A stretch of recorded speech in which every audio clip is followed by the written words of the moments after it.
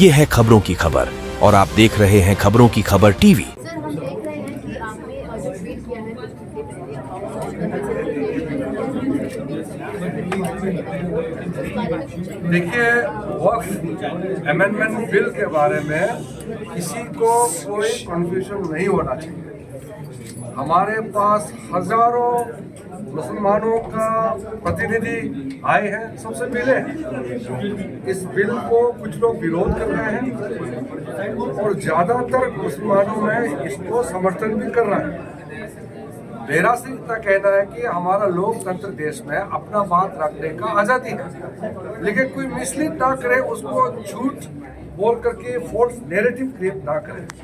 हमने joint parliamentary committee बना दिए हैं, जो भी अपना बात रखना है ज्वाइंट पार्लियामेंट्री कमेटी में अपना बात रख सकते हैं। हमने पार्लियामेंट में कहा है, मैंने जब बिल पेश किया था उस समय भी कहा कि जो भी अपना बात रखना है जेपीसी में रख सकते हैं, हमारे पास कोई छुपाने का नहीं है।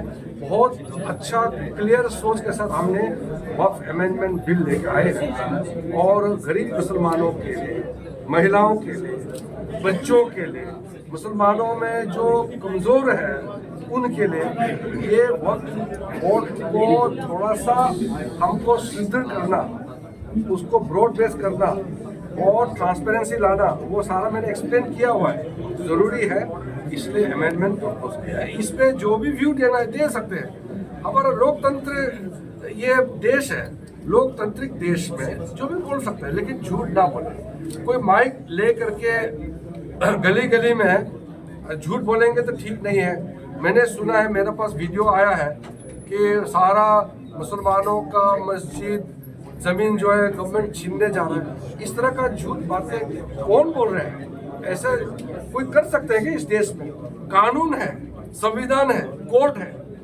कोर्ट पार्लियामेंट का लॉ भी अगर अनकॉन्स्टिट्यूशनल है तो उसको वॉइड कर सकते हैं, उसको टर्न डाउन कर सकते हैं, उसको नल एंड वॉइड कर सकते हैं। और इस देश का कोर्ट मुख्यमंत्री को भी, मंत्री को भी, अधिकारी किसी को भी गलत काम करने पर जेल डाल सकता है।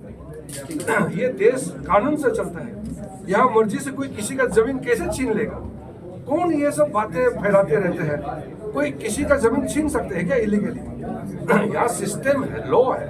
इसलिए ये माइक बजा बजा करके कोई कॉलोनी घूम करके मुसलमानों का जमीन छीनने जा रहा, ऐसा झूठे बातें बिल्कुल नहीं फैलाना चाहिए। और सब अपना बात रखिए ना, हम तो इनवाइट करने के लिए ही तो जेपीसी बनाया है, फिर पार्लियामेंट में जाएगा। Thank you.